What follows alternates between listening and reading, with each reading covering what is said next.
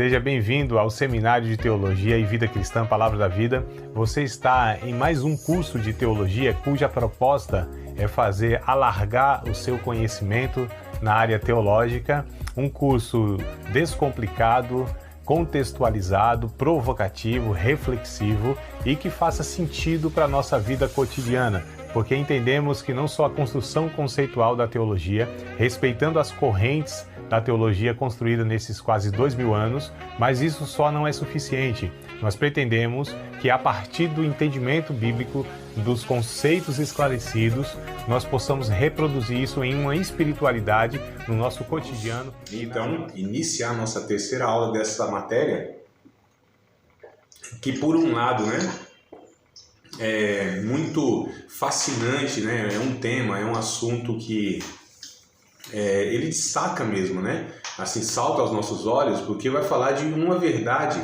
que é, entre aspas, misteriosa. E a gente gosta disso, fascina a gente, Aquilo que não é conhecido, que a gente sabe que existe, que é uma realidade, porque nós acreditamos na Bíblia, acreditamos que a Bíblia, de fato, ela nos fala de realidades que não são visíveis, e não é porque a gente não vê a olho nu que aquilo não existe, Nós entendemos que existe uma dimensão, existe uma realidade que vai para além dessa materialidade, Nós tínhamos, amados, na época de Jesus, dois grupos que eram do judaísmo, tá? Então, olha só, dois grupos que eram do judaísmo, um chamado de fariseu e o outro de saduceus.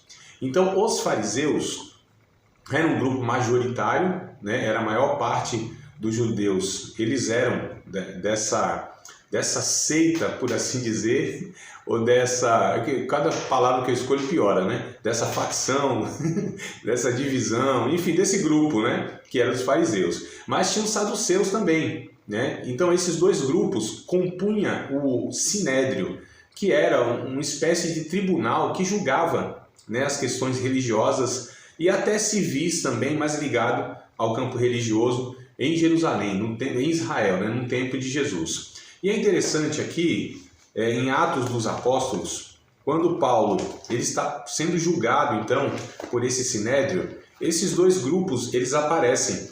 E o que é mais interessante é que Paulo sabia muito bem, Paulo, até um fariseu, até do grupo de fariseus, melhor dizendo, quando... É assim, que a gente fala fariseu hoje, talvez a gente remeta a hipócritas, Tomou essa conotação, Mas necessariamente nem todo fariseu era, hipócrita dessa forma. Mas enfim, era um grupo, e era um grupo religioso importante que tinha. Enfim, o que eu quero dizer aqui em Atos capítulo 23, então vamos lá.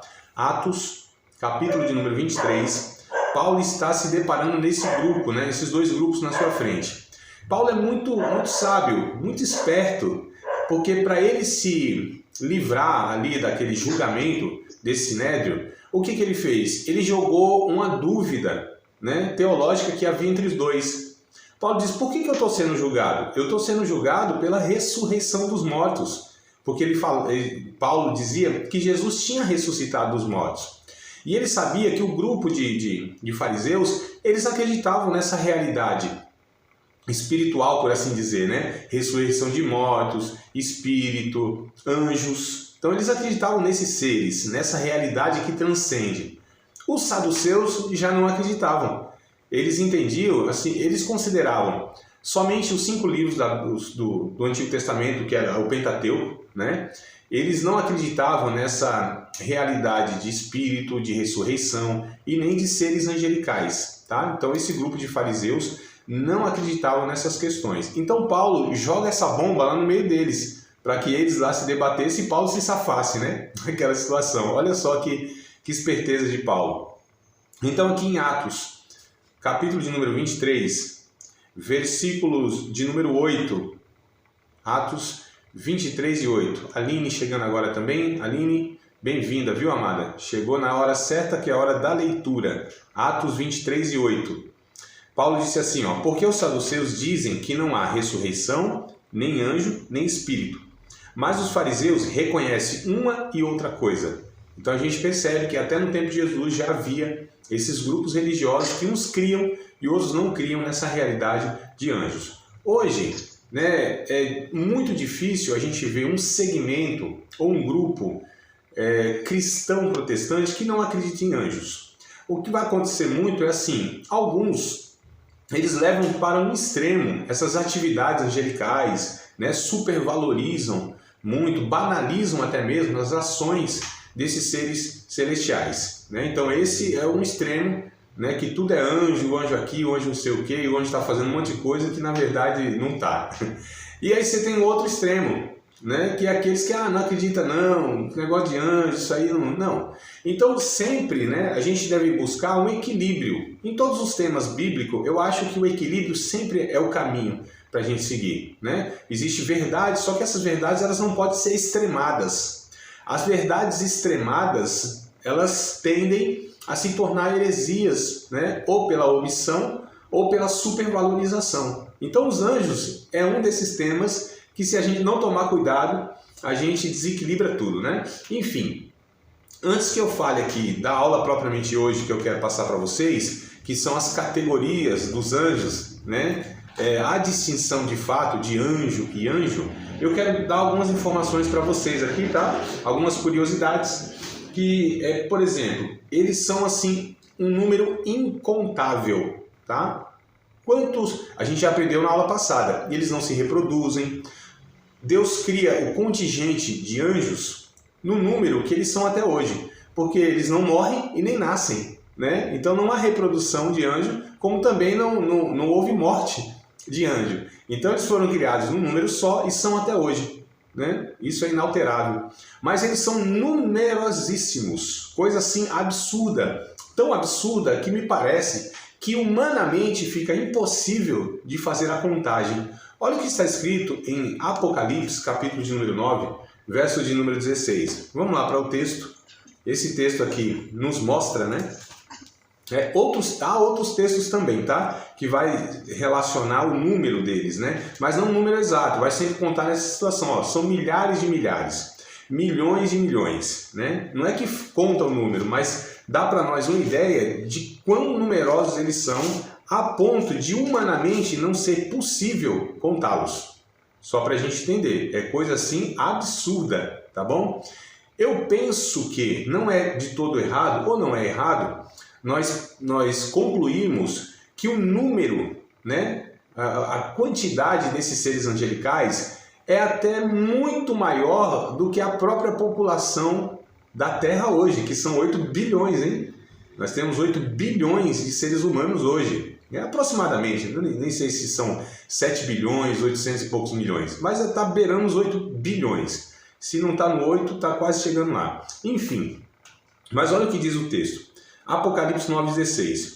E o número dos exércitos dos cavaleiros, né? Então esses cavaleiros aqui refere-se a seres angelicais que João ele viu. Era de 200 milhões. Então João está falando de um, entre aspas, pequeno grupo, tá certo? Que ele viu, né? Teve a visão e viu esse pequeno grupo num momento específico do final da história humana agindo aqui na Terra. 200 milhões.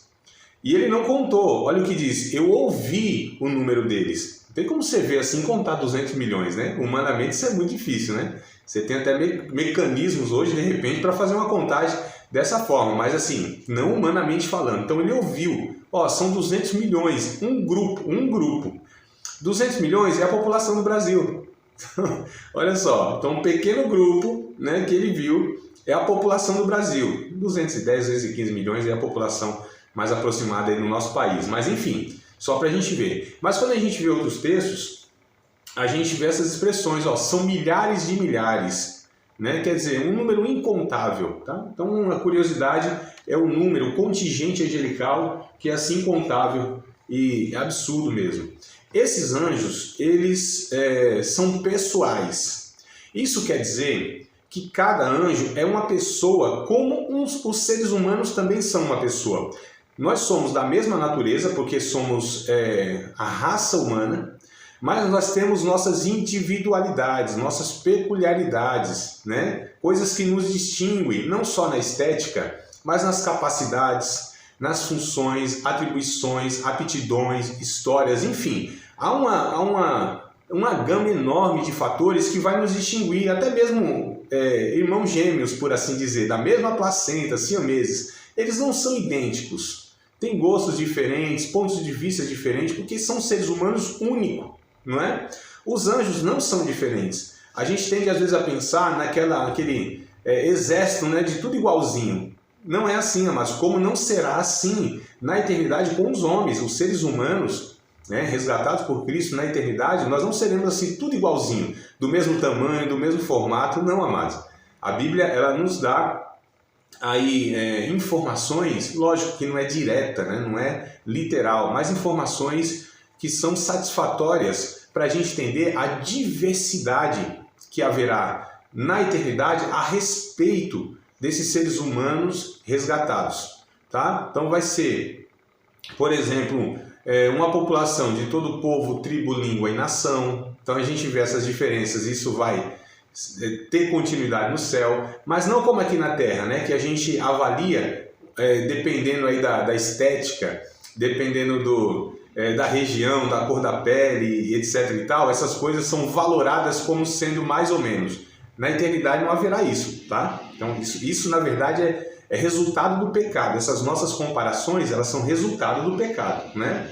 Mas no céu nós teremos sim, a gente estuda lá 1 aos Coríntios capítulo 15, Paulo vai nos dando aí, né, por meio de comparações, que há corpos diferentes, há sementes diferentes, né? Ou seja, nós vamos ter essas diversidades no sentido estético, né? Mas seremos assim harmônicos em todos os sentidos. Só que esses anjos, eles são uma pessoa, como eu falei. Sendo uma pessoa, eles têm intelecto, têm sabedoria, são racionais. Só que o raciocínio, a inteligência, a capacidade intelectual desses seres angelicais ultrapassa os seres humanos, mas assim, muito, infinitamente superiores aos seres humanos, tá? Eles não são oniscientes por causa disso. Onisciente só é um atributo de Deus, ou seja, sabe todas as coisas. Eles não são oniscientes. Mas em relação aos seres humanos, é isso que eu estou comparando, não é a Deus, aos seres humanos, eles têm uma sabedoria assim absurdamente maior. Mesmo porque, amados, todo ser racional, ele aprende pelas observações e pelas experiências que ele tem, não é? Então imagine esses seres observando a humanidade e as ações de Deus durante milhões ou milhares de anos. Porque assim, o Gabrielzinho, né, que a gente falou na semana passada, ele estava lá em Daniel, né, falando com Daniel, entregando a mensagem para Daniel, e o mesmo Gabriel está falando também com o Zacarias no Novo Testamento. Ali tem um espaço de 700 anos, não 600 anos, né? Aproximadamente 600, 500 e pouco a 600 anos. Então, olha só, se eu tivesse uma experiência de vida de 600 anos de observação da humanidade, pode ter certeza que eu teria uma capacidade muito maior de entendimento, de compreensão, de conclusão e etc e tal. Então, assim, só pela observação, eles estão muito mais à frente de qualquer ser humano. Imagina aí milhares ou milhões de anos alguém nessa terra observando tudo o que acontece, né? Enfim, o texto de 2 Samuel 14, vamos lá? Para a gente ter base para falar a respeito dessa afirmação, que eles têm intelecto e sabedoria superior ao ser humano, né? 2 Samuel, capítulo de número 14, deixa eu procurar com vocês aqui também, capítulo 14, versos 17 e o verso 20. Então, 2 Samuel 14, verso 17 e o verso 20. Diz assim: dizia mais a tua serva, seja agora a palavra do rei, ó, uma mulher falando para o rei Davi, né? Meu senhor, para descanso. Porque como um anjo de Deus, assim é o rei, meu senhor, para ouvir o bem e o mal. E o Senhor, teu Deus, será contigo. Vamos para o 20 para concluir o pensamento. Para que eu virasse a forma deste negócio, Joabe, teu servo, fez isso. Porém, sábio é meu senhor, conforme a sabedoria de um anjo de Deus, para entender tudo o que há na terra. Então percebam aqui como que a Bíblia, né, vem trazendo essa informação a respeito desses seres angelicais, e aí compara Davi com uma pessoa sábia, da mesma forma que os anjos de Deus são sábios também. Então eles são seres pessoais, seres racionais e que possuem, então, sabedoria e inteligência, mas, como eu falei, superiores aos homens, né? Enfim, amados, só quero dar essas informações iniciais aqui como curiosidades, tá bom? Mas o que eu quero falar hoje com vocês mesmo, um ponto bem específico, talvez hoje eu não consiga concluir, não sei, mas vamos aqui iniciar falando de alguns anjos, né? O arcanjo Miguel, o Gabriel, os serafins, os querubins. Vamos falar desses seres aí, dessas diferenças, né? Ou dessas especificidades desses seres em cada um deles, né? O que isso os distingue, e aí a gente vai ver aqui. E antes que a gente fale de qualquer um desses anjos aqui, eu quero falar de um anjo que a Bíblia especifica, que esse anjo, ele é diferente de todos os outros anjos, tá? Ele é chamado de o anjo do Senhor. E aí, amados, nós temos duas abordagens. O anjo do Senhor seria um anjo específico, tá? Um ser angelical, literalmente um ser angelical que representa Deus, né? Que seria um porta-voz de Deus, um representante de Deus. Outros pensam que a expressão, quando aparece o anjo do Senhor, né? É singular, o anjo do Senhor. Inclusive, os tradutores colocam com A maiúsculo. A gente sabe que no original não tem essas questões, né? Os originais não tem pontuação, não tem maiúsculo, não tem minúsculo, tem nada, né? Isso é a gente, os nossos idiomas que vão distinguir isso aí. Mas enfim, os tradutores entenderam que esse anjo aqui, ele é diferenciado. Aí para diferenciar eles colocaram com A maiúsculo. Como não tem Bíblia que o Senhor, a palavra Senhor não está tudo em maiúsculo, ou está o S maiúsculo, ou está todas as letras em maiúsculo. A Bíblia de vocês já perceberam isso ou não? Me ajudem, amados. Nunca perceberam, não? Principalmente o Antigo Testamento, não? Poxa, então depois a gente vê aí alguma ocasião. Hã? Alguém falou alguma coisa? Ou eu estou ouvindo? Já percebi. Já, minha de Deus. Né? Então, depois vocês leiam, né? É possível que até as versões mais contemporâneas também tragam também esse destaque, né? Como eu disse, no original não há diferença. Não há essas questões de maiúsculo e minúsculo, tá? Mas, por entender, por exemplo, que o Senhor lá não é o Senhor Baal, não é o Senhor Abraão, é o Senhor Deus, o Jeová. Então, ao invés de eles colocarem Senhor como, né, um Senhor humano, aí eles destacaram, colocaram o Senhor com todas as letras maiúsculas, tá? Para o leitor olhar aqui e falar, opa, está falando do Senhor Jeová, por exemplo. Já que vocês estão em Gênesis comigo, pegue aí Gênesis capítulo 15, verso de número 6, por exemplo. A gente vai ler o 16, mas só para dar esse exemplo que eu falei agora, tá? Eu estava pensando em falar, mas já que eu comecei aqui, vamos trazer para vocês aqui. Vamos ver se a Bíblia de vocês, as versões, está isso aí. Gênesis 15, verso 6. Na minha tá. E creu ele no Senhor. O Senhor aqui está com todas as letras maiúsculas. E a de vocês, não tá? Tá, Aline? A da Aline tá. A minha também. Helenúcia, Edileuza, Davi, todo mundo, eu acho. Então, Esther e Eliana. Então, é isso aqui que eu estou falando, né? Então, quando aparece todas as letras maiúsculas, isso se refere, tá? Os tradutores, né, que colocaram isso, se refere ao Senhor Deus, tá bom? Só para a gente entender. E assim, quando também aparece o anjo do Senhor com A maiúsculo, também os tradutores, eles estão colocando, distinguindo que esse anjo não é nenhum outro ser angelical, a não ser essa representação direta de Deus, que a gente chama de teofania, tá? O que é teofania? É a manifestação de Deus, né? Teo, Deus, né? Phanos, que é manifestação. Diga, Aline, pode falar, amada. O anjo do Senhor é um anjo específico ou é uma classificação de um grupo? Não. É um anjo específico. Um só, isso. Então, deixa eu te falar para vocês. Há duas abordagens. Qual é a primeira? É que esse anjo, de fato, é um anjo, um ser angelical, literalmente um ser angelical, porém ele é distinto porque ele carrega o nome de Deus, ele representa Deus diretamente, né? Essa é uma abordagem. Outra abordagem que se tem é que não é um anjo, tá? Um ser angelical, mas é Deus se manifestando em forma de anjo. Como a gente vê aqui, vai ver aqui, que Deus se manifestou em forma humana, tá?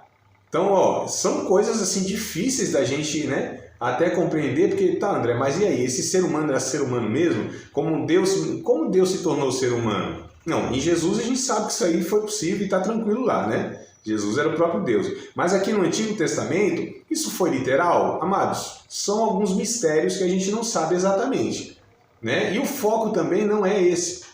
O foco é Deus que se apresentou. Como Deus se apresentou? De muitas maneiras.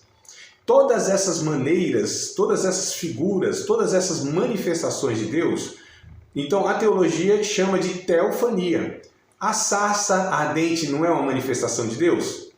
Não é? A sarça ardente lá? A nuvem lá, né, durante 40 anos, não é uma manifestação de Deus? Né? Ó, o anjo. Então, assim, são muitas formas, né? Então, diversas formas, questões visuais mesmo, Deus ele assume para se apresentar, para estar comunicando para o homem, para se relacionar com o homem. Porque assim, se Deus aparece literalmente como ele é, ou literalmente, realmente como ele é, primeiro que a Bíblia diz que ninguém subsistiria, né? Tamanha santidade, tamanho o terror, no sentido positivo, né? Não é que é feio não, mas o espanto de um ser tão absurdamente distinto, infinito, poderoso, né? Nós seríamos esmagados pela sua santidade, pelo seu brilho, amados, tá? Então não teve como. Aí Deus se reduziu, Deus assumiu essas formas aí minimizadas, né? Em todos os sentidos em relação a ele. Enfim, e aqui a gente vê um também. Então capítulo 16 de Gênesis, versos de número, desde o 7, tá? Vou ler do 7 até o 11, 12 mais ou menos, ó. Então, Gênesis 16, verso 7 em diante. E o anjo do Senhor, aí também está com A maiúsculo ou não na Bíblia de vocês? Tá, né? Então tranquilo, ó. Da Lenúcia não tá, ó. Alguns estão, outros não estão, mas enfim, né? É por isso que eu falei. No original, não tem essas distinções. Então o tradutor é que ele escolheu colocar ou não, tá certo? Então não tem nenhum problema nisso. Se está maiúsculo ou não, não tem erro nenhum, tá? Mas aqui o A maiúsculo vai distinguindo que de fato não é um anjo como os outros anjos. Então o anjo do Senhor achou junto à fonte de água no deserto, junto à fonte do caminho em Sur, e disse: Agar, serva de Sarai, de onde vens e para onde vais? E ela disse: venho fugida da face de Sarai, minha senhora. Então lhe disse o anjo do Senhor, ó, novamente a expressão: torna-te para tua senhora e humilha-te debaixo de suas mãos. Disse-lhe mais o anjo do Senhor: multiplicarei sobremaneira a tua semente, que não será contada por numerosa que será. Disse-lhe também o anjo do Senhor: eis que concebeste, e terás um filho, e chamarás o seu nome Ismael, porquanto o Senhor viu a tua aflição. Então percebam, queridos, aqui, essa expressão, o anjo do Senhor, refere-se à manifestação do próprio Deus, em forma angelical, tá certo? Então é Deus se apresentando ao homem, né, nessa visão, tá certo, de um ser angelical. O capítulo 18 ainda aqui, ó, de Gênesis, capítulo 18, vamos lá, vamos pegar alguns textos aqui para a gente perceber, né, como esse anjo ele é distinto dos outros. Capítulo 18, a gente percebe aqui também, que, aliás, o capítulo 18, eu não vou ler todo, tá? Eu peço que vocês anotem a referência e leiam depois, para ser mais completo. Eu só vou resumir a história aqui, porque o capítulo 18 aqui diz que apresenta-se a Abraão 3 varões, 3 homens, aparentemente a figura era de homens, de 3 homens, né? E é interessante que um fica conversando com Abraão, onde Abraão prepara lá um bolinho, né, uma comida e tal, faz parte da hospitalidade ali, né, da época, e, enfim. E 2 homens descem para Sodoma e Gomorra.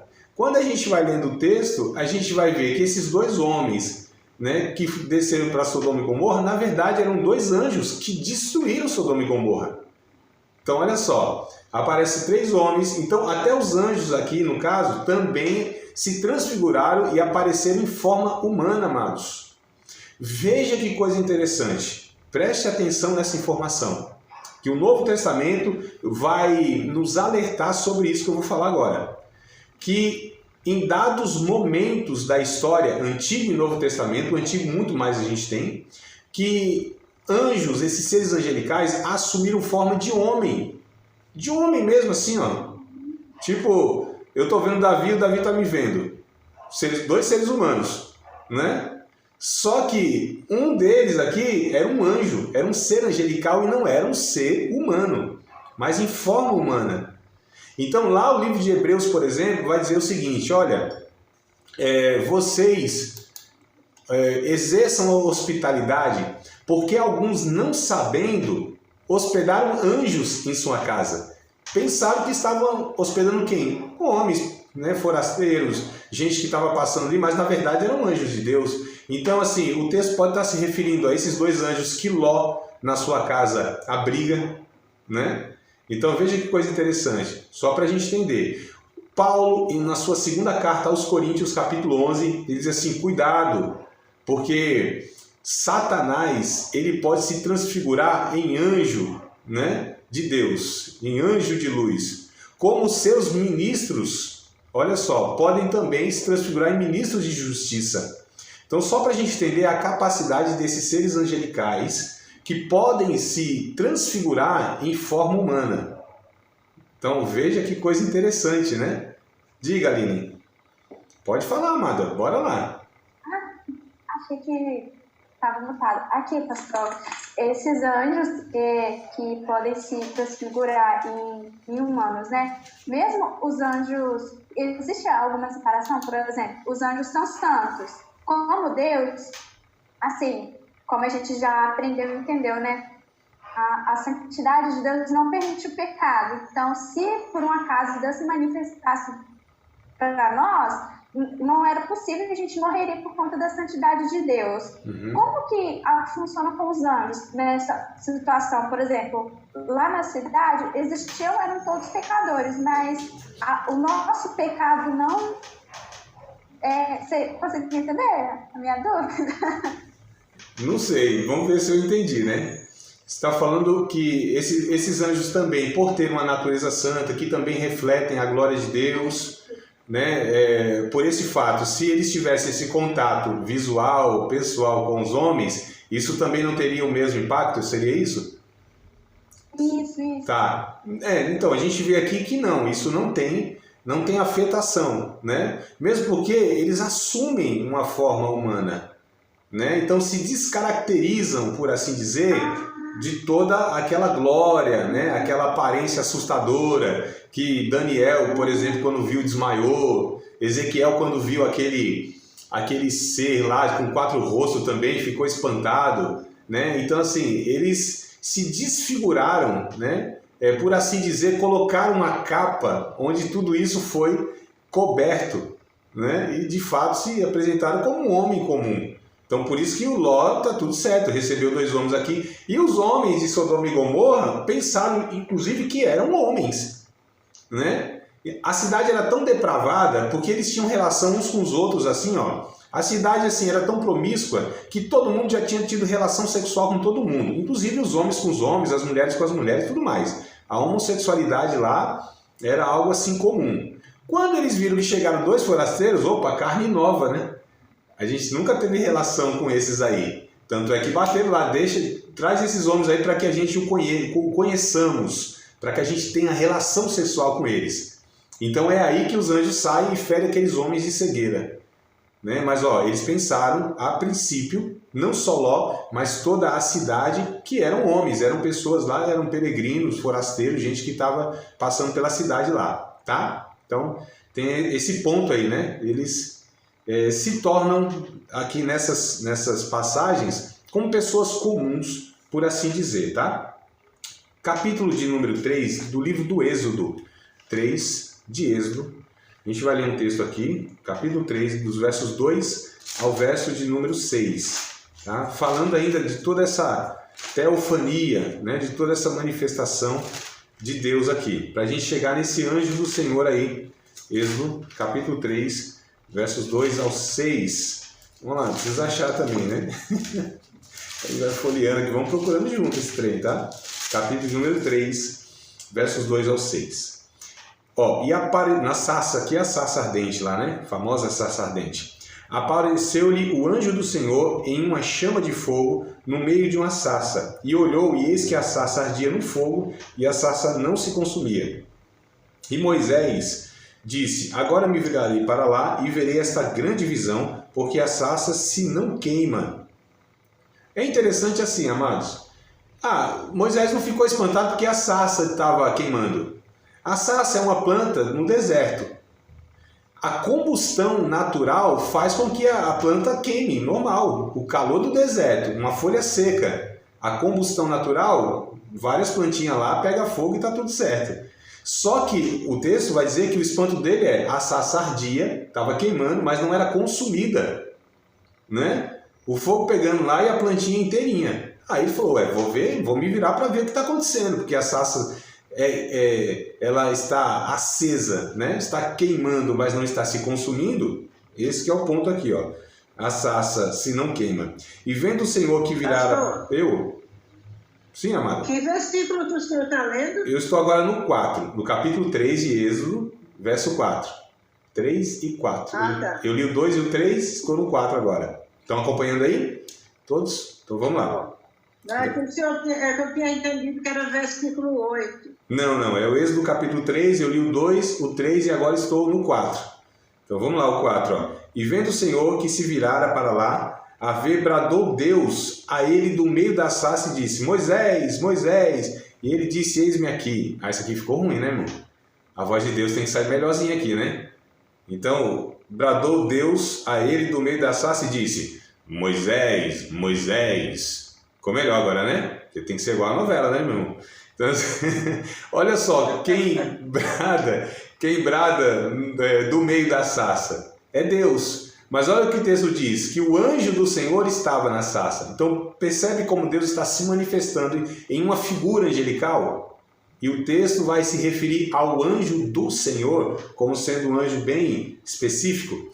Vamos para um outro livro aqui do Antigo Testamento, de Juízes. Juízes capítulo 2, versículo de número 1. Juízes, né? Então vamos lá, Deuteronômio, Josué, e aí vem Juízes. Capítulo de número 2, Juízes 2, versículo de número 1. Só um versículozinho aqui já dá para a gente pescar essa informação. Juízes capítulo 2, versículo de número 1. Diz assim: E subiu o anjo do Senhor de Gilgal a Boquim e disse: Do Egito vos fiz subir e vos trouxe a terra que a vossos pais tinham jurado. E disse: Nunca invalidarei o meu concerto convosco. Percebam, amados, que o texto está dizendo que o anjo, e o anjo fala na primeira pessoa como se fosse Deus. Ó, né? Cadê meu pai? Me perdi. Tá. Do Egito, é o verso 1, tá? Do Egito vos fiz subir e vos trouxe a terra que vossos pais tinham jurado e disse: Nunca invalidarei o meu concerto. Perceba que ele fala na primeira pessoa, né? André, não tem aqui o eu. Eu fiz subir, eu trouxe da terra do Egito. Amados, isso aqui é a língua portuguesa que a gente aprendeu lá na 6ª, 7ª série, que é o sujeito oculto. Lembra do sujeito oculto? Não precisa ter o eu lá para a gente entender que é a primeira pessoa, né? Então, tá bom? Vos fiz subir. Né? Então, o sujeito oculto está oculto. É por isso que é oculto. É por isso que o eu aparece. Ai, meu pai amado, que maravilha. Eu me divirto. Então, amados, o capítulo 6 aqui, ó, ainda em Juízes, vamos lá, capítulo 6, mas vocês entenderam, né? Na minha brincadeira aqui, vocês entenderam. Como o texto vai falar que o anjo, ele fala como se fosse o próprio Deus, na primeira pessoa. Esse é o ponto, tá? Desculpa aí, eu brinco e às vezes não passo o que é a informação correta aí. Tá tudo certo, amados? Tá? Então, tá bom, desculpa aí, porque às vezes eu não resisto, não. É muito mais forte do que eu, esse negócio de... Tá certo? Capítulo 6, ainda de Juízes, tá? Versículos de número 11 ao 14. Então, olha só, muito conhecido, inclusive, essa passagem, né?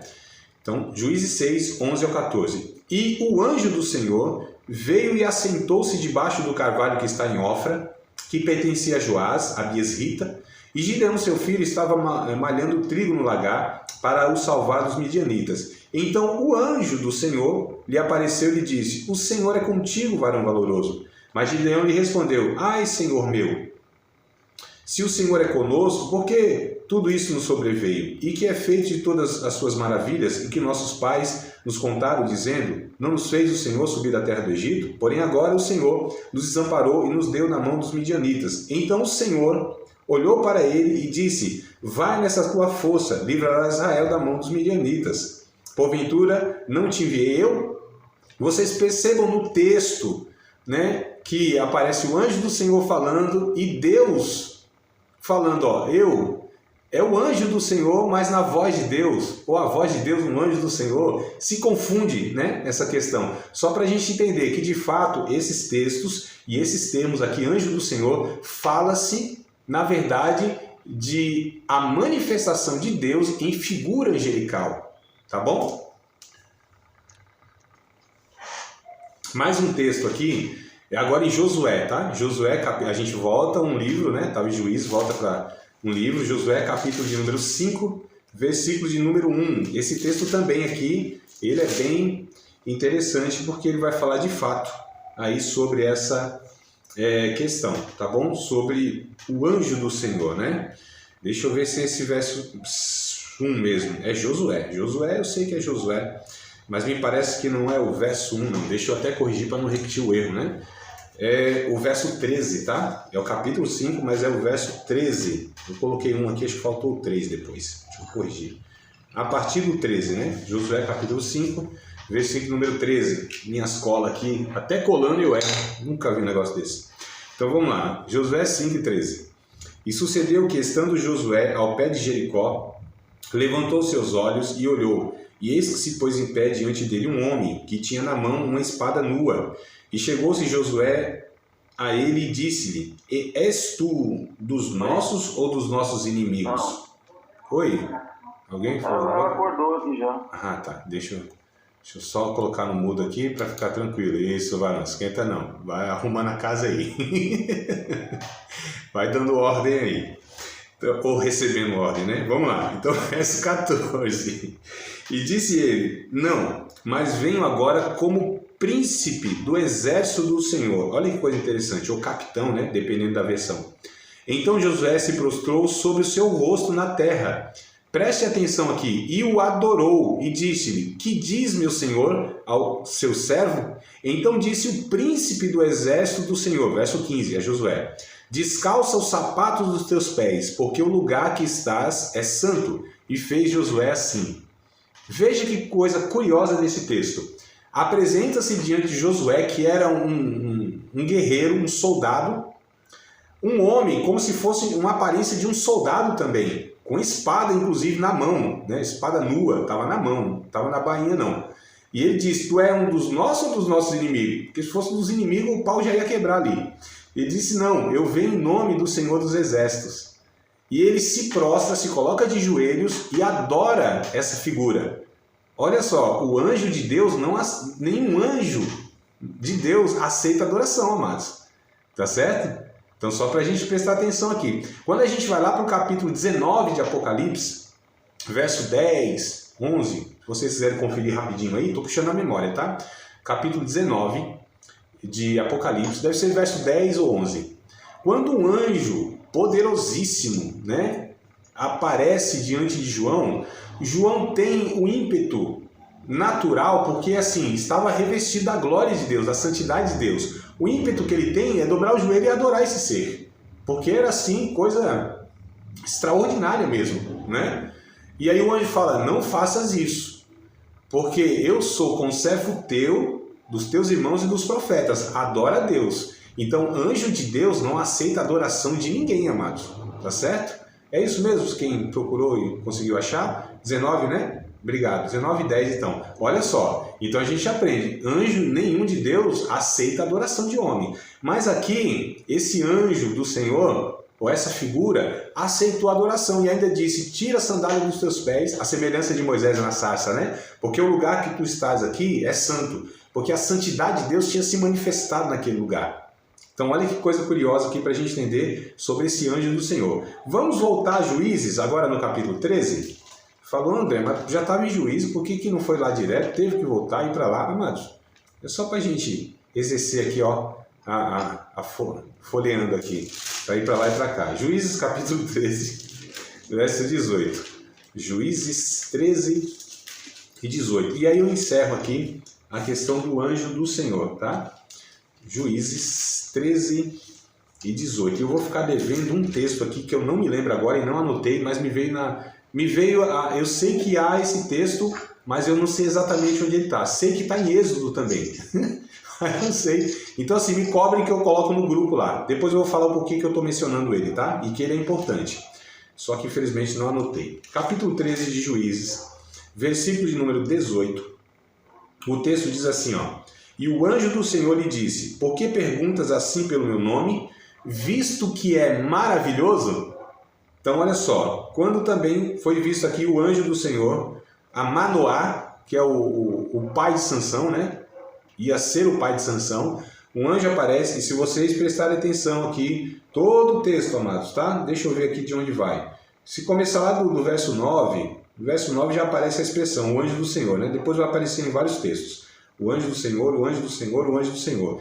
Com tudo com letra maiúscula. Então, esse anjo do Senhor é esse que a gente está se referindo desde Gênesis, tá? Apareceu a Manoá e disse que ia ter um filho, que ia ser Sansão, e ele ia ser Nazireu, aquela coisa toda. E o Manoá pergunta, qual é o teu nome? Ele diz, por que perguntas o meu nome, visto que é maravilhoso? Então, olha que coisa interessante, né? E a gente associa com Isaías, capítulo 9, verso 6, que diz que o nome do Senhor seria maravilhoso, conselheiro, Deus forte, Pai da eternidade, príncipe da paz. Ó, esse maravilhoso, então, refere-se de alguma maneira a Deus, a natureza de Deus, alguma coisa nesse sentido. Só para a gente fechar aqui essa questão do anjo do Senhor, tá? Qual é o texto que eu vou ficar devendo para vocês a referência, mas me cobrem que eu dou uma pesquisada aqui, envio lá no grupo, que diz que esse anjo do Senhor, ele perdoou pecados. Olha só, né? Que Deus disse, o anjo vai e ele vai perdoar pecados ou ele executa o juízo e não perdoará o vosso pecado. Então, a gente percebe que é um ser que é distinto, embora pareça anjo do Senhor, não é um ser angelical em si. Tá certo, amados? Só para a gente entender e fazer essas distinções aí. Mas os textos aqui ó, já nos ajudam, por quê? Porque eles vão estar anjo com A maiúsculo, né? A maioria, então a gente já sabe que se refere a isso. Bom, enfim, dada essa informação, eu quero então falar para vocês desses anjos, agora anjos mesmo, seres angelicais, tá certo? E essas diferenças que há. O primeiro que eu quero falar, um dos mais famosos, né, que todo mundo sabe o nome, e na Bíblia ele é bem destacado, que é o Arcanjo Miguel. Então olha só, já começa pelo termo, não é anjo Miguel, é Arcanjo Miguel. Esse prefixo arqui, ele dá a ideia de chefe, de superior. Então a conclusão dos estudiosos é que é um anjo, de fato, que ele é superior a todos os outros, tá? A tradição judaica, isso não é teologia protestante, a tradição judaica, eles acreditam que há 7 arcanjos, tá? Né? O número 7 sempre remetendo à perfeição, à plenitude, aquela coisa toda. Mas isso assim é teologia judaica, tá? Eles dizem lá que tem 7. Tem um nome lá que eu esqueci, tem um bocado de nome lá. O Miguel é um, claro, né? Miguel, Rafael, que é o anjo da cura, né? Rafa, cura, né? El, Deus. Tafarel, não, Tafarel é da seleção brasileira, aquele goleiro, né? Desculpa aí. Brincadeiras à parte, porque isso aí não é bíblico, né? Então assim, tem o Miguel. O Miguel a gente sabe que tem, e é o que a gente vai ver agora. Ele aparece em 3 textos bíblicos, tá? Então, 3 textos bíblicos, o arcanjo Miguel aparece. Então, arque dá a ideia de superior. É um anjo distinto de todos os outros. De alguma maneira, ele tem uma proeminência em relação aos outros. Só que tem um detalhe, amados. Todas as vezes, as 3 passagens que aparecem em Daniel, em Judas, e a carta de Judas, né? Em Apocalipse 12, tá? Nas 3 passagens, sempre o arcanjo Miguel aparece em referência à nação de Israel. Nunca à igreja, nunca em outra nação e nunca a um indivíduo especificamente, sempre relacionado às questões da nação de Israel. Então alguns entendem, inclusive, que esse anjo, de alguma maneira, é um protetor da nação de Israel, tá certo? Então, só para a gente guardar essa informação que eu acho importante, né? Então, Judas, aliás, vamos na sequência, né? Antigo Testamento, Daniel, capítulo de número 12. Vamos lá. Daniel, capítulo de número 12, versículo de número 1. Vamos lá para o finalzinho, né? Daniel, capítulo 12. A gente chega lá. Embora ele apareça ali também. Mas enfim, as 3 passagens, ou os 3 livros é esse. Daniel, Judas e Apocalipse. Daniel, capítulo 12, verso 1. E naquele tempo se levantará Miguel, o grande príncipe, que se levanta pelos filhos do teu povo. E haverá um tempo de angústia, qual nunca houve, desde que houve nação até aquele tempo. Mas aquele tempo livrar-se-á o teu povo, todo aquele que se achar escrito no livro. Então percebam aqui, ó, o texto, né? É sobre um futuro. Então Deus está revelando para Daniel, através de um anjo, que é o Gabriel. Então é o Gabriel que está trazendo a informação. Olha os anjos envolvidos em tudo aqui, né? Então o Gabriel que está trazendo a informação, essa revelação, né, de Deus ao profeta Daniel, dizendo que no futuro, né, que o povo de Daniel, que são judeus, né, será de alguma maneira protegido pelo arcanjo Miguel. Isso de fato se cumpre lá em Apocalipse, que a gente vai chegar lá daqui a pouco. Então só para a gente entender aqui, ó, essa questão de que o arcanjo Miguel ele aparece aqui relacionado aos interesses e às questões relacionadas especificamente à nação de Israel, tá? Então a gente já fica aí um alerta se alguém fala assim, não, o arcanjo Miguel apareceu a mim. Poxa, tá importantíssimo então, né? Tem umas viagens na maionese, né, irmão? Eu não sei como que é, se estão fumando um negócio diferente aí, a dose foi exagerada, que os caras veem assim, anjo com muita facilidade, né? Existe a possibilidade? Claro que existe, mas ver o arcanjo Miguel aí é demais, aí é uma coisa meio assim, estranha, esdrúxula, né? Como a gente fala. Então vamos para o texto de Judas. Então no finalzinho do Novo Testamento, melhor dizendo, do ladinho de Apocalipse, vá para o final da Bíblia.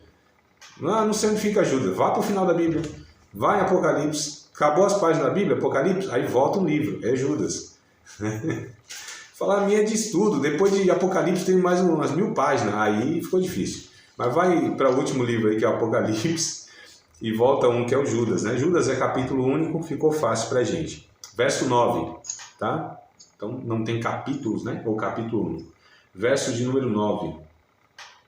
Verso 9 de Judas diz assim, mas o arcanjo Miguel, quando contendia com o diabo, olha o que o Judas vai nos trazendo, a informação lá da época de Moisés, quando ele morre, né? Mas o arcanjo Miguel, e ele enfrentou diretamente Satanás. Isso também é uma curiosidade, né? Então é autoridade aqui, ó, né?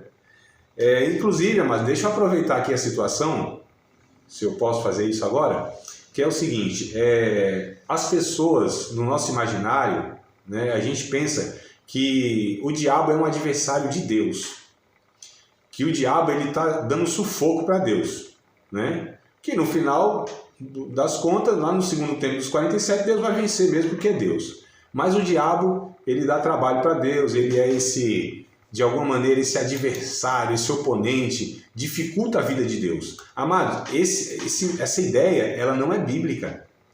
Isso não se sustenta biblicamente. É não entender a soberania de Deus e quem de fato é Deus, tá certo? Porque Deus é Senhor, é soberano, inclusive o diabo. Esse ser, né, que é chamado de Satanás... Pastor, eu vou ter que sair um pouquinho, tá? Não tem problema, amado, fica à vontade, viu? Deus te abençoe, já está acabando mesmo, mas Deus abençoe, viu? Tá bom. Tá na paz, amado, vai em paz.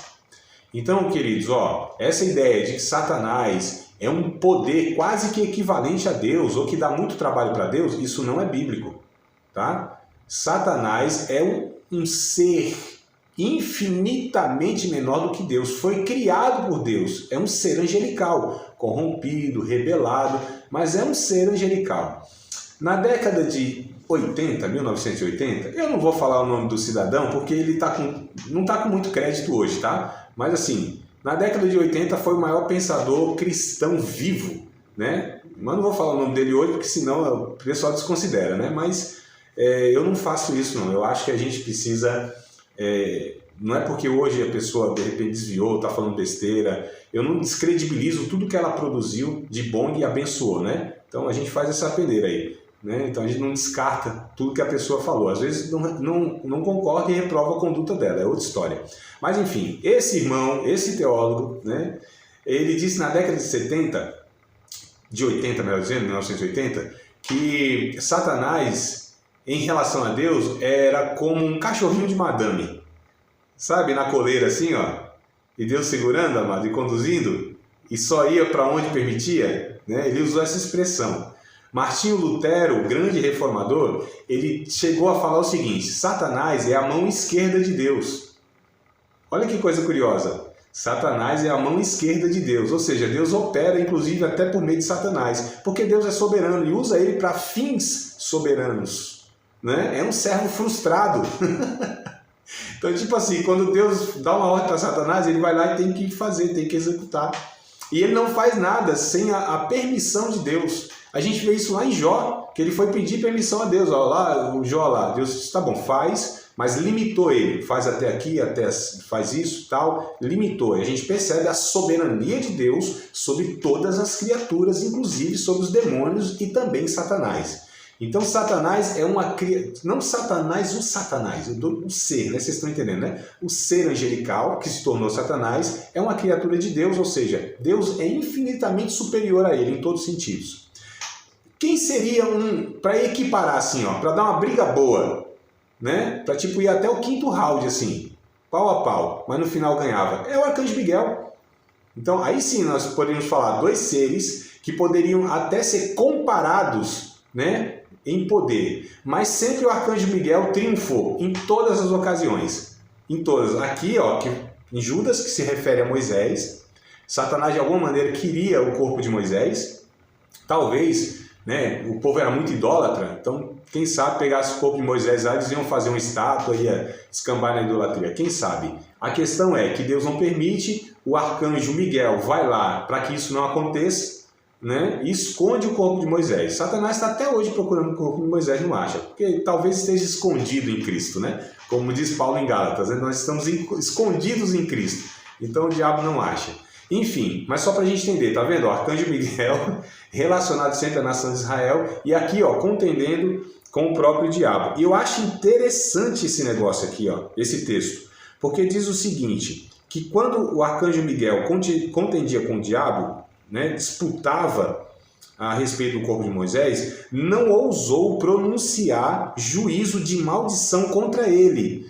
O Arcanjo Miguel não amaldiçoou Satanás, mas disse, o Senhor te repreenda. Olha que coisa interessante, amados.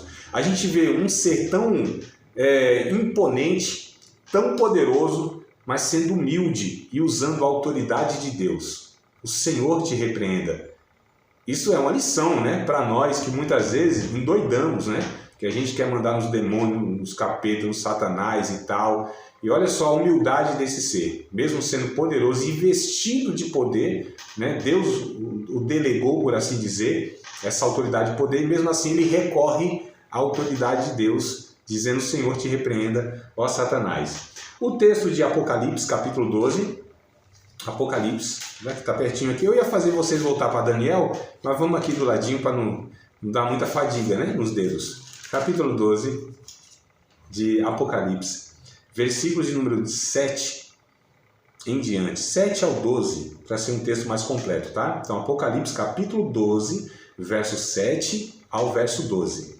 Diz assim, houve batalha no céu, Miguel e os seus anjos batalhavam contra o dragão, que é o próprio Satanás, né? Batalhava o dragão e os seus anjos. Então, olha a briga que teve, né? E olha como o texto diz, Miguel e os seus anjos, o dragão e os seus anjos, né? Só para falar para vocês lá no comecinho, ratificar que anjos muitas vezes não está distinguido diante de Deus ou anjos caídos, né? Porque são seres angelicais. Mas a Bíblia geralmente, ela né, quando é bem específica assim, ela quer distinguir, ela fala demônios, né? Mas enfim. Mas não prevaleceram, nem mais o seu lugar se achou nos céus.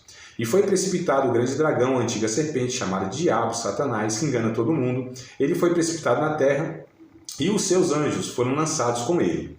E ouvi uma grande voz no céu, que dizia: agora é chegada está a salvação, e a força e o reino do nosso Deus, e o poder do seu Cristo, porque já o acusador dos nossos irmãos é derribado, o qual diante do nosso Deus o acusava de dia e de noite. E eles o venceram pelo sangue do Cordeiro, pela palavra do seu testemunho, e não amaram a sua vida até a morte. Pelo que alegrai-vos aos céus, e vós que neles habitais.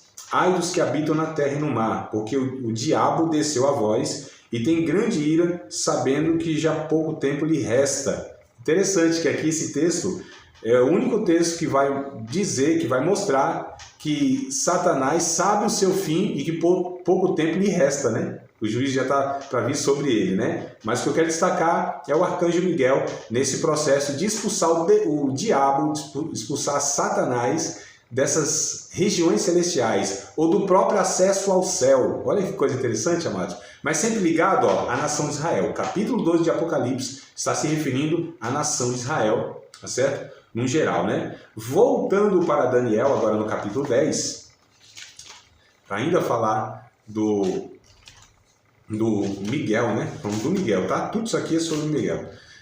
Capítulo de número 10, versículos de número 13 ao 21. Eu não vou ler, eu apenas vou dar para vocês a referência, tá? Só vou conferir se é isso mesmo.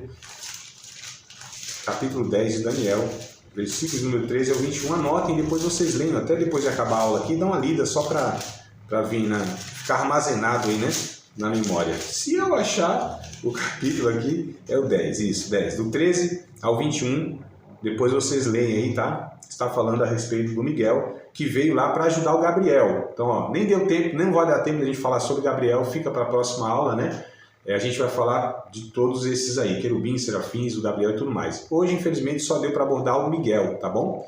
Então, aqui, Daniel capítulo 10, do 13 ao 21, vai também se referir a Miguel. Então, esses 3 livros fazem menção a esse arcanjo Miguel, que ele é diferenciado, ele está ligado sempre à nação de Israel, ele também é mostrado na Bíblia como um anjo diferenciado de todos os outros, tá bom? Por conta de toda essa investida de Deus, né, sobre sua vida, dando-lhe poder e autoridade para um fim bem específico, que é a nação de Israel, que tem, né, na história um cuidado de Deus, porque isso traria, né, a preservação da nação de Israel traria aí o Messias para a salvação do mundo, né, de toda a humanidade, tá? Ainda me recordo de um texto que não fala, não cita o nome Miguel, mas dá por inferência, né, no arrebatamento, que é 1 Tessalonicenses capítulo 4, versos 16 e 17. Anotem aí também, não vou ler para ganhar tempo, né? Mas 1 Tessalonicenses capítulo 4, versos 16 e 17. Onde Paulo diz, olha, a trombeta soará, Jesus vai vir com trombeta de arcanjo, né? Então, olha, possivelmente, no arrebatamento, né, os anjos ou o arcanjo Miguel, ou se houver de fato, eu não estou afirmando, mas também não estou negando, né? A gente não pode fazer isso. Arcanjos ou arcanjo Miguel aí tocará a trombeta, tá certo? Chamando aí os cristãos vivos e os que morreram, né, para o arrebatamento e se encontrar com o Senhor nos ares, é o que o texto diz. Tá bom, queridos? Tem alguma pergunta fácil e rápida a respeito do que falamos até aqui? Diga, Aline. Coisa boa. Diga. Aqui, pastor, no livro, na página 136, está falando aqui que os anjos são... Será que eu na página certa? Aqui diz que eles não são sempre visíveis. Aí tem a referência de Hebreus 12, 22. Uhum. E aí diz assim, embora Deus ocasionalmente lhes conceda visibilidade, será que... ou é possível que eles se manifestem assim no nosso mundo de forma invisível? Invisível está o número da página aqui para mim, que eu não estou vendo, mas é 186, mas está invisível, não está? Aí, para você foi revelado o número, para mim não foi. Então... mas eu sei porque do lado aqui é 187, então antes é 186, você acertou, está invisível, eu fiquei espantado agora, né? Sem dúvida, é um fato, né? Mas assim, infinitamente mais os anjos eles estão presentes de uma maneira invisível do que visível. Visível é a exceção, é a raridade, né? E quando se tornam visíveis, seja por uma manifestação de visão, né, para uma pessoa, um grupo de pessoas que seja, isso é muito peculiar. Há um propósito, né? É por isso que assim, eu chamo a atenção, essa banalização de ver anjo toda hora, em todo lugar, eu fico muito desconfiado. Essa naturalidade, viu um anjo, meu Deus do céu, a gente vê em toda a história bíblica, Antigo e Novo Testamento, quando esses anjos, eles se manifestavam de uma forma visível, né? Dessa forma mesmo, ainda que fosse abstrata, visões mesmo, não como essa figura humana e tal. Mesmo porque na figura humana as pessoas até perceberam que talvez não era humano e às vezes nunca perceberam que era humano, né? Mas enfim, os homens desmaiavam, ficavam com medo. Daniel ficou, se não me falha a memória, uma semana doente, amados, pelo contato que teve. Como que se vê em tanta naturalidade? Com tanta banalização, como se fosse uma coisa comum. Então eu fico muito desconfiado quando as pessoas vêm relatar. Eu não duvido de experiência, porque mesmo eu, pela graça de Deus, na minha vida cristã, já tive duas, que eu me lembro agora, duas ocasiões, deve ter sido duas mesmo, porque senão teria lembrado, né? Duas ocasiões que de fato eu vi nitidamente 2 seres angelicais. Aliás, na verdade, um dia eu vi 4 seres angelicais de uma vez só no local. Tá? Específico que eu estava lá. Coisa assim, nossa, a imagem para mim é viva. Isso já faz muito tempo. Mas para mim é viva essa imagem. Ela não vai sair da minha cabeça nunca. Né? E não foi algo assim natural. Eu fiquei espantado mesmo. Eu falei, meu Deus do céu. Aquele maravilhamento, né? Você fica ali assim até cair a ficha, né? Como diz, né? Depois é que você fala, nossa. Mas na hora você fica ali mesmo extasiado, aquela coisa suspenso e tal. Então, assim, eu desconfio muito desses irmãos que relatam com tanta banalidade, naturalidade, e não há algo específico, né? Lá eu entendi claramente o porquê eu tive aquela visão, o porquê aqueles anjos apareceram. Então, assim, para mim, sem falar nada, foi comunicado o motivo daquilo, né? Então tem outro ponto que eu também questiono. Calma aí. Tá, houve essa manifestação do anjo, mas e aí? Qual a finalidade? Qual a mensagem? O que Deus te comunicou? Qual foi o propósito disso? Só para te mostrar, para você dar um testemunhozinho à noite na igreja? Né? Então eu também não vejo, sabe, sei lá, irmãos, é muito para mim, não é antibíblico, né? Mas é uma coisa sem sentido, para mim é sem sentido, quando há essas banalizações e não há uma coisa direta, sabe? Não há nem para a pessoa e nem para quem essa pessoa está, né, compartilhando. Então é por isso que a gente precisa se questionar. Mas assim, fato, muitas vezes, esse livro aqui, se vocês comprarem e lerem aqui, ó, esse aqui, ó, Anjos. O pastor aqui, da visão, o pastor Severino Pedro da Silva, você conheceu ele também, né? Aí da sede de São Mateus, não? Setor 11 da Belém, não, né? Acho que não, né? O Severino Pedro da Silva, você não conheceu ele não, né? Não? Tá tranquilo então. Não, porque ele foi pastor aí, né? E congreguei lá um ano com ele e tal. Falecido hoje já.